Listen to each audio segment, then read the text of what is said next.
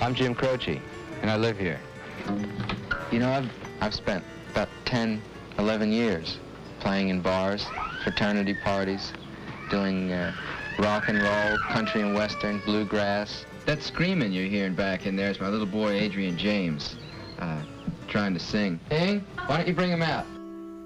If I could save time in a bottle. It was at about 4 o'clock in the morning. My stepmom called and said, are you awake? And I went, no, but I've been having this terrible dream that I was trying to reach Jim and I couldn't get him. And she said, there was a plane crash. And I said, and Jim's dead, right? And she said, yes. And Maury too? And she said, everyone on the plane died. And the first thing that hit me is that AJ wouldn't have a father. I mean, more so than me. As much as I would miss Jim, it just made me so sad that he wouldn't know his dad. But there never seems to be enough time to do the things you want to do once you find them. Looked around enough to know that you're the one I want to go through time with. I've always loved my father's music, and he was always an influence as a songwriter. It's new for me to play any of it, because most of my career I wanted to sort of find my own identity and be able to do my own music, and so for me it took time.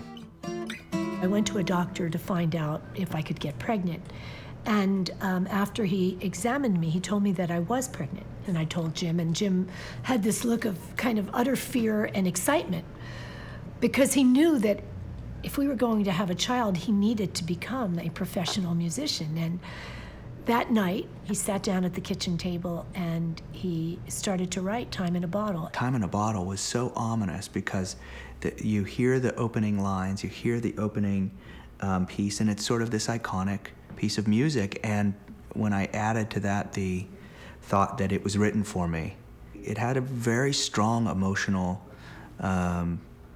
I don't know. I was very afraid of it. And then finally, I just decided to learn it one day. If I could save time in a bottle, first thing that I like to do is to save every day till eternity passes away, just to spend them with you.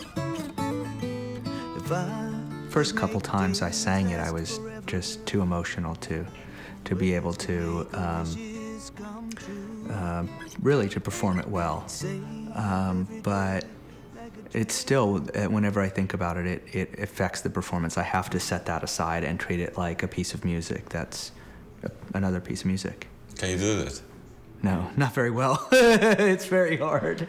It's very hard. If I could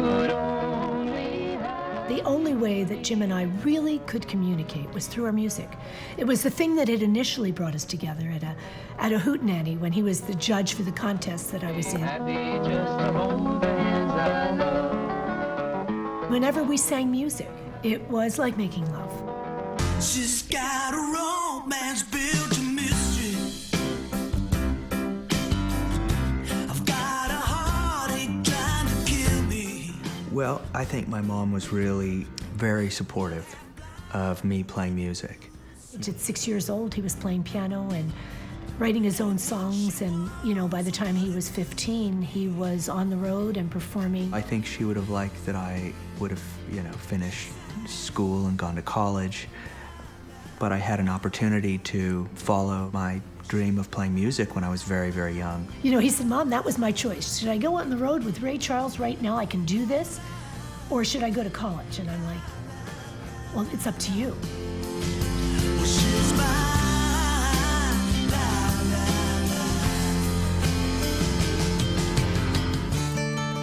That night, right before he got into the plane, he just wanted to call, and I said, "Jim, I can't talk right now. I've got to go, but please call me back. Please give me a call." And he said, "Ing, I love you." And that was the last thing that Jim ever said to me. come true. The box. Not until I received the letter that he wrote. It came after AJ and I had gotten back from the funeral. It reads, "Dearing, I know I haven't been very nice to you for some time. And when I get back, everything will be different. We're gonna have a life together, I promise. I'm gonna concentrate on my health. I'm gonna become a public hermit. I'm gonna get my master's degree. I'm gonna write short stories and movie scripts. Who knows, I might even get a tan. Give a kiss to my little man and tell him Daddy loves him. Remember, it's the first 60 years that count, and I've got 30 to go."